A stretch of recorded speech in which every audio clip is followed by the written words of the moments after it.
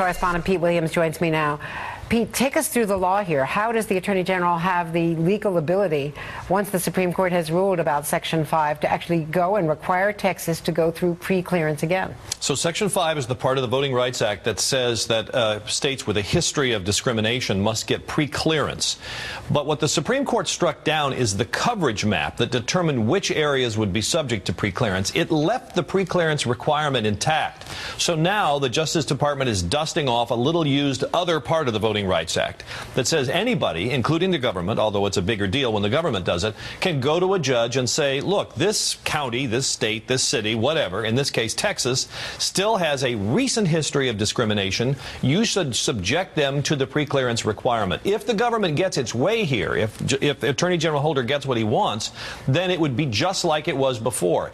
Texas would have to get federal permission to make any change whatsoever in its voting laws. And I think the Justice Department's doing this for two reasons. One is, you may recall that Texas immediately, the same day the Supreme Court announced the decision, said, okay, we're going to go back to our old legislative districts and our congressional boundaries, and we're going to reimpose our voter ID law. So it's a response to that. But secondly, I think the Justice Department is trying to send a message to other states that the cop is still on the beat, that they shouldn't get the idea that they have a free pass now. And I think if, as may happen later today, North Carolina changes its voting laws to do away with longer early voting and to impose a strict voter ID, the Justice Department may try the same thing there. And we've seen in a number of areas, that you cite North Carolina, that right after the Supreme Court, and even before the Supreme Court ruling came, states, legislatures were taking these steps, preliminary steps on voting rights.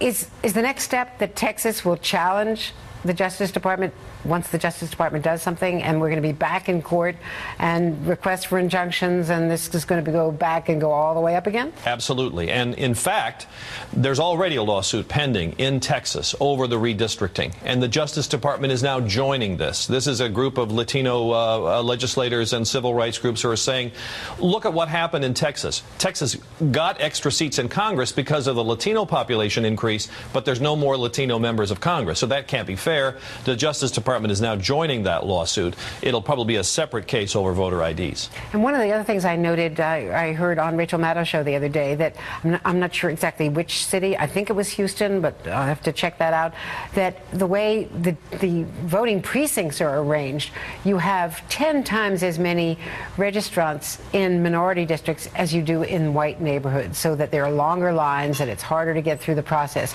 that there are all sorts of factors that can be obstacles that cannot be coincidental that are thrown up. Well, in fact, Texas already lost the first round in a separate case here.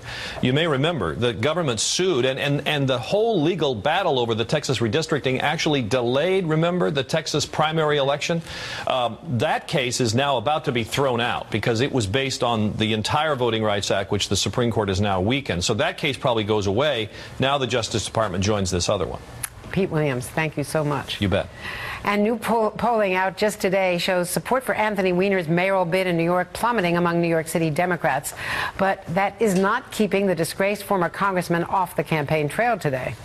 All the time, I would get questions about how are you going to overcome that? It's impossible. The editorial pages said this is outrageous.